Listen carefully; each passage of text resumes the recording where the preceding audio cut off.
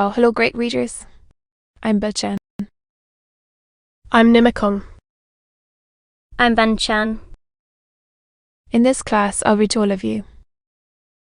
Chap. 30 sec. 1 of Jane Eyre, an autobiography. As. Ah. Jane Eyre, an autobiography. Brontë. Chap. 33 sec. 1. When Mr. Stroop John went. It was beginning to stir. The whirling storm continued all night. The next day a keen wind brought fresh and blinding fuzz. By twilight the valley was drifted up and almost impassable. I had to close my shutter,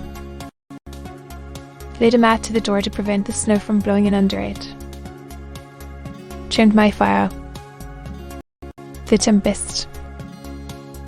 I lit a candle, took down Mommy and beginning. They set on Noran's castle steep, and Tweed's fair river broad and deep, and Shiv its mountains lone, the massive towers, the dungeon keep, the flanking walls that round them sweep, in yellow lustre shone. I soon forgot storm and music. I heard a noise. They went. I thought. Shook the door. No. It was street. John Rivers. Phew. Lifting the latch. Came in out of the frozen hurricaneth howling darkness and stood before me. The cloak that covered his tall figure all white as a glacier. I was almost in consternation. So little had I expected any guest from the blocked up vale that night. Any ill news?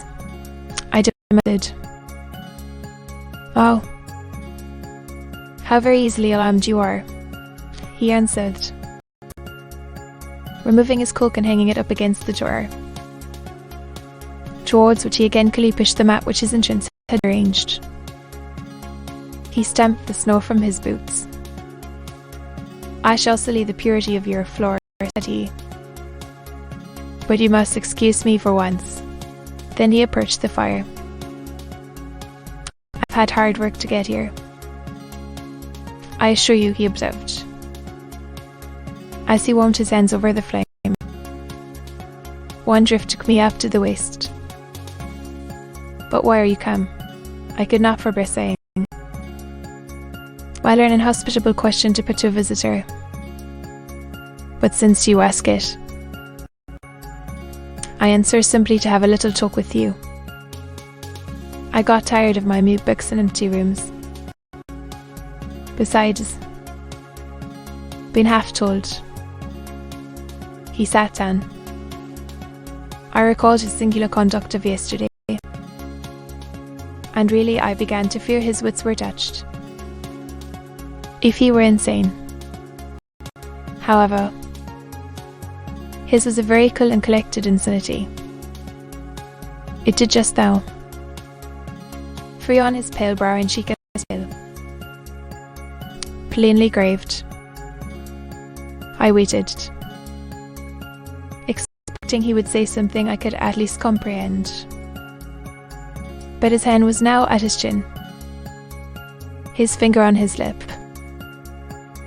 He was thinking. It struck me that his hand looked twisted like his face.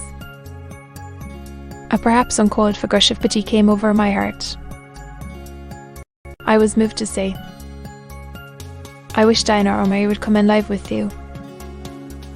It is too bad that you should be quite alone. Not at all, said he. I care for myself when necessary. I am well now. This was said with a careless, abstracted indifference, which showed that my solicitude was, at least in his opinion, wholly superfluous. I was silenced. He still slowly moved his finger over his upper lip, and still his eye dwelt dreamily on the glowing grate. Thinking it urgent to say something, I asked him presently if he felt any cold draught from the door, which was behind him.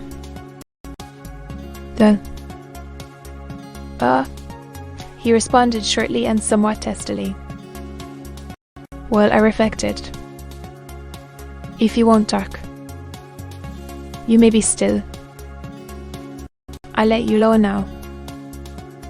So I snuffed the candle and resumed the perusal of Marmion. He soon stirred.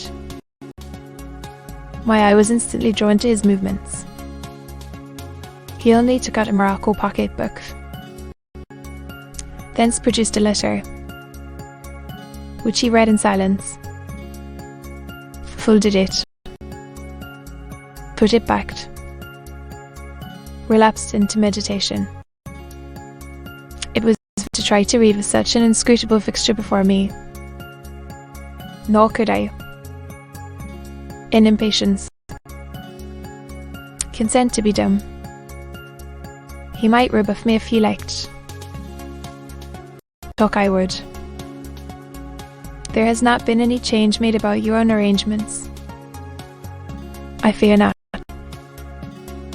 Indeed, such chance is too good to befall me, baffled so far. I changed my ground. I bethought myself to talk about the school and my scholars. Mary Garrett's mother is better, and Murray came back to the school this morning. Wistu. Those. His daughters. It is a letter. Again came the blank of a pause. The clock struck 8 strokes. It roused him. He uncrossed his legs, sat erect, turned to me. Leave your book a moment, and come a little nearer the fire, he said, wondering, and of my wonder finding no end. I complied. Half an hour ago, he proceeded, I spoke of my impatience to hear the sequel of a tale.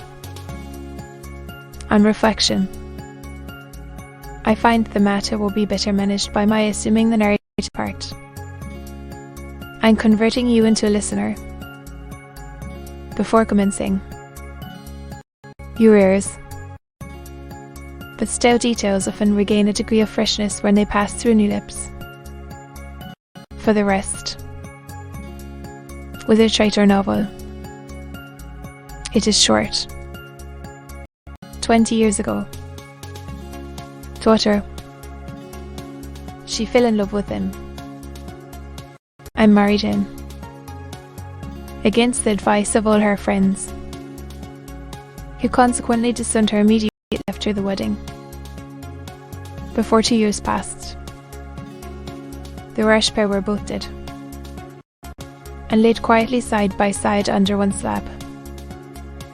I have seen their grave. It formed part of the pavement of a huge churchyard surrounding the grave.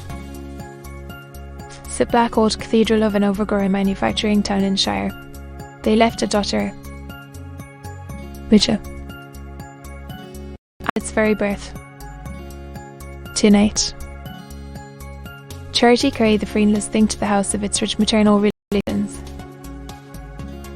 It was reared by an aunt-in-law, called I come to names now my street of Gatesheed, Heaved, boys of the adjoining schoolroom, altered, and barns are generally haunted by rats. To proceed, mice though often 10 years, whether it was happy or not with her, cannot say, never having been told. She transferred it to a place you now being no other than Aloud School. You still long resided yourself. It seems her career there was very honourable. From a pupil she became a teacher, or parallel points in. Her history and yours left her to be a governess there again. Your fates were not like a word of a certain Mr. Whereas, I interrupted. Shillings, he said, but restrained him for while I have nearly finished. Hear me to the end. Of Mr. Rochester's character I know nothing. Call alive though. A lunatic. Matter of pure conjecture, governess necessary, it was discovered. She was gone, no one could tell when, where, or how. She had left Thornfield Hall in the night after her course had been vain. The country had been scoured far and wide. No vestige of information could be gathered respecting her. Be found has become a matter of serious urgency. All the papers, I myself have received a letter from one Mr. Boygas, a solicitor, communicating the details I've just imparted. This said I, and since you know so much, if what? Of Mr. Rochester? How and where is he? He doing? I am ignorant of all concerning Mr. Rochester, never mentions him but to narrate the fraudulent and illegal attempt I have adverted to. Did no one go to Thornfield Hall then? Mr. and what?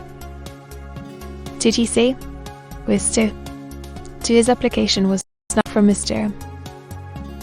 Rochester, but from a lady. I felt cold and dismayed. My worst fears then were probably true on the continent. Hash and chatty. Sought there. I dared not answer the question.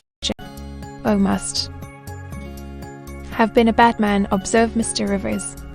An opinion upon him, I said with warmth. Very well, he answered quietly, and indeed my head is otherwise occupied than with him to finish, since you won't ask the governess's name. Be continued.